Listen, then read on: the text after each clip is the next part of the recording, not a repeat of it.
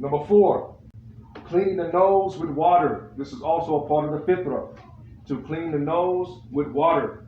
This is pertaining to wudu. You know, when we go through the wudu, we wash the face, right? Then also we suck in the water in our right hand and we blow it out with the left hand. Okay? This is part of the Fitrah. This is part of our wudu, right? And this is something that we should do. Right? In doing this, we understand that we're cleaning out the inside of our nose. Like they said right now with this Cornelius virus, this coronavirus, they said that it attacks the nose or the nasal system. Right? But in Islam, every day, 5 times a day, we're cleaning out our nasal cavity. Right? Those hairs in our nose, there's hairs in our nose that act as a filter. Just like you got a car, you got an air filter, right? A fuel filter. Right? It's a filter to keep things out. The same thing with your nose. You have hairs on the inside of your nose that act as a filter, right? There's many particles all day. Things are floating in the air and they go into your nose and your mouth and whatnot, right? But they go and they get clogged up with these nose hairs and they attach themselves there, right? So just like with your fuel filter or your air filter with your car, you got to change it sometimes to clean it out. So the same thing with us with our nasal cavity, right? Our nose hairs that are filtered, right? To go into our body. We cleanse that filter every day. We cleanse it with water, right? We cleanse that nose. We cleanse that filter so that the things that are floating in the air, the particles, right, the bacteria, the viruses, the coronaviruses, or whatever else, right? We blow those things out of our system because they get caught up with the nose. They get caught up with the nose hairs. So we blow these things out. So Allah subhanahu wa ta'ala gives us the sunnah. He gives us a mechanism. He gives us things to protect us and keep us healthy. Okay, so we clean the nose with water. Alhamdulillah, Rabbil Alameen. Number 5, clipping the nails and the toenails. Okay, so clipping the nails and the toenails, this is also part of the Fitrah. As Muslims, we don't let our toenails and fingernails get long. Try to see how long they can get, let them curve, right? Looking like Wolverine, right? Looking like a Badger, you know, looking like, you know what I'm saying, whatever. We ain't rats with claws, okay? The part of the Fitrah is that we clip our nails and we clip our toenails. Rasulullah said, do not let your nails or your toenails go longer than 40 days. So within 40 days, you should not allow your nails to grow, your toenails to grow longer than 40 days. Within those 40 days, you should have clipped your nails. The best, as Rasulullah used to do, he used to clip his nails every Friday for Jummah. Right? And getting ready for Jummah, he used to go through his whole Fitrah, right, on Friday. So it's best to do it every Friday, but not letting it go, you know, more than 40 days. So this is with your nails and your toenails. In Islam, right, we clean our nails and our toenails because we know when our nails get long, a lot of dirt, a lot of filth, you know, you grab certain things, it gets clogged up in there, right? This could cause disease. This could cause infection. But when you clip your nails, there's no room for any dirt getting underneath there. There's no room for any disease or any bacteria because you keep it clean. And you're washing your hands and your face and your toes. You know what I'm saying? You're doing this daily. So this protects from any type of infection. So for the Muslim, it is part of our Fitrah that we clip our nails, we clip our toenails. The best is to clip them every Friday, right? But no longer than 40 days.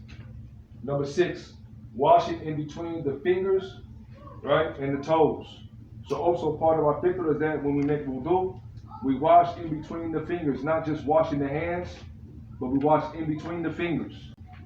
And when we wash our feet, also part of the Fitrah is that we wash in between the toes, right, of our feet. We're told in the hadith that Rasulullah, he used to use his pinky finger when washing in between the toes. So this is a sunnah to wash in between the toes with your pinky finger. Okay, why he did it like that, Allahu, but this is what he did. So when we follow the example of the Prophet Muhammad sallallahu alaihi wasallam, we say that he is the best example, then we follow his example and we wash it between our toes, right, with our pinky finger. Alhamdulillah Rabbil Alameen. We have a story, or there's a hadith with regards to Imam Malik, with regards to washing in between the fingers and washing in between the toes. One day, Imam Malik was given a daughter, so he was given a ta'lim, right? He was given a lecture, and they were discussing wudu. And they asked Imam Malik, is it necessary for us to wash it between, you know, the fingers or wash it between the toes? So he gave the answer like, is that necessary? Like in the negative, like it's not necessary. You just have to wash the hands. So after the lecture was over, after the class was over, one of his students came and said, yes, Sheikh, We have a hadith with the isnad from whoop to whoop to whoop to whoop to whoop to whoop, and it says that Rasulullah said that when we wash the hands, to wash it between, the fingers.